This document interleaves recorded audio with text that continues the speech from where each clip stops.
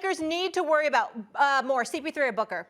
CP3, because of his floor generalship and leadership. Devin Booker's a scorer machine. He's a young star. Love him. But we understand that the difference with this year's team is CP3, the leadership and tutelage that he's helped Monty Williams and his staff provide to the rest of the young players out there. Him and Jay Crowder, I can't say enough about, the pickup of him and how much he's helped them as well. That experience is what we're going to be looking for. Because the reason I got the Lakers winning this series, albeit in 7 games, is because I expect LeBron and his experience to ultimately come shining through. But if there's anybody that can galvanize the troops and peel everything out of them, it's somebody like CP3. Wherever he goes, the team gets better. When he departs, they get worse. It's that simple. And that's the case with the Phoenix Suns right now. So I would say CP3.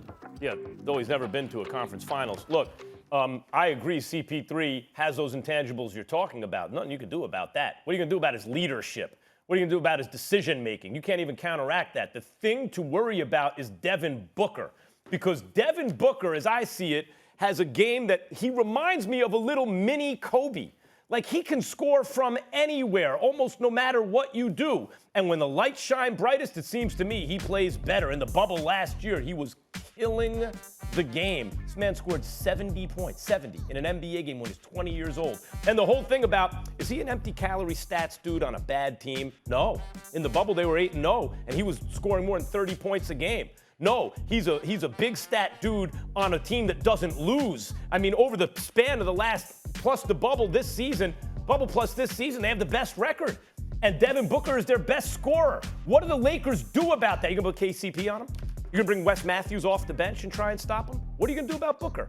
You may have to put LeBron James at some points, bad ankle and all on him, because LeBron, we've seen shut down guys like Derrick Rose at times in the finals or in the playoffs back then. Like, Booker is a real problem for the Lakers right now.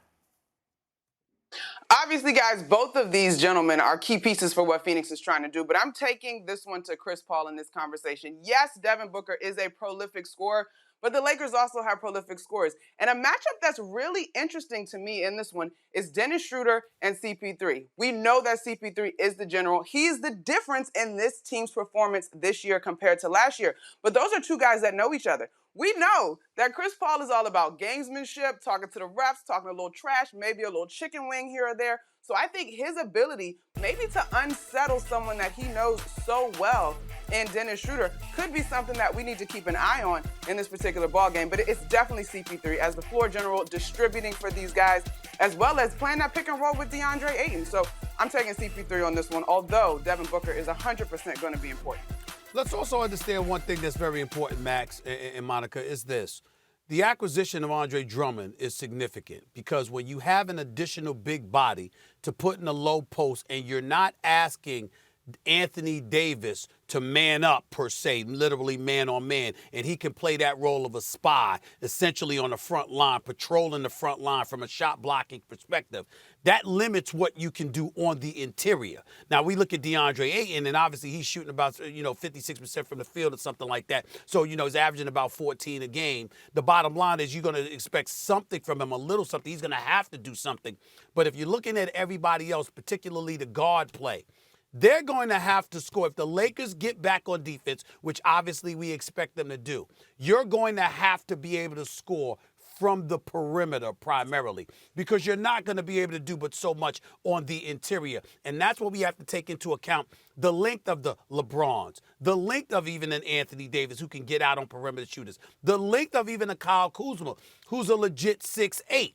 When you've got that kind of size, it turns you into a perimeter team primarily. And can Phoenix beat this Lakers team playing that way? That's a question mark. Yeah, there's no debate there, but I want to pick up on what you said, DeAndre Ayton, right? Like, I liked Phoenix a lot in the preseason because I said 8-0 in the bubble, you add Chris Paul. This is not like, hey, how are Westbrook and Beal going to play together? Maybe great, but I need to see that, or even Harden and Kyrie. This was on paper, damn. Chris Paul and Devin Booker, it sounds good to me, and it has been. But another reason you really like Chris Paul on this team preseason is the only question mark for me on that team heading into the year was, ironically, their number 1 overall pick center, right, who's already pretty good. But they're 3-and-D forwards. They don't need the ball to be effective. They can shoot. They can defend. Cam Johnson, Mikal Bridges, you know what that's going to be. Chris Paul and Devin Booker, you have a good idea what that's going to be. Chris Paul's effect on DeAndre Ayton, that's what you want to see, and it's been a good one. But I think DeAndre Ayton is still a little too green. If this was 2 years from now, then maybe I would agree with you guys about Chris Paul. But I think DeAndre Ayton is still a little green for this matchup with the Lakers. And so even Chris Paul's effect on him, I don't think is going to decide the series. By the way, I said I was mistaken. I said 56% from the field. It's 62% from the field that DeAndre Ayton is shooting this year. But go ahead, Monica. Definitely a fantastic leap by Ayton. Here's my thing, though, Max. If the Lakers run the pressure that we're suggesting at Devin Booker, right? We're seeing multiple guys hounding him. Maybe we see some double teams. It's going to be imperative to make plays, right? And I still give that playmaking edge, obviously, to CP3. Like, Book is going to have to find the open guy, and he's not going to be able to go full-out Kobe throughout the course of a series. May he have some Kobe moments, but he can't be launching that thing over two guys consistently throughout the course of a series. Also, I do think that if the Suns are going to make a move, it's going to be in the earlier games. While the Lakers got the win over the Warriors, and I know you guys debated whether or not LeBron's shot was luck, there were also some moments in that game where you could see there was still some rust from this team lacking some continuity, some passes that were just a little bit ahead or a little bit behind and just a little bit off. So if the Suns are going to strike, they're going to have to strike early in this series. And you also got to remember that LeBron, like last year, they lost game 1 to Portland. And then they came back and won 4 straight. They figured things. LeBron figures things out. So, those earlier games are more pivotal for the Suns than it is for the Lakers. Because with LeBron, he usually figures something out. But if he gets ahead of you, there's no turning back. That's really what this comes down to. Thanks for watching ESPN on YouTube. For live streaming sports and premium content, subscribe to ESPN+.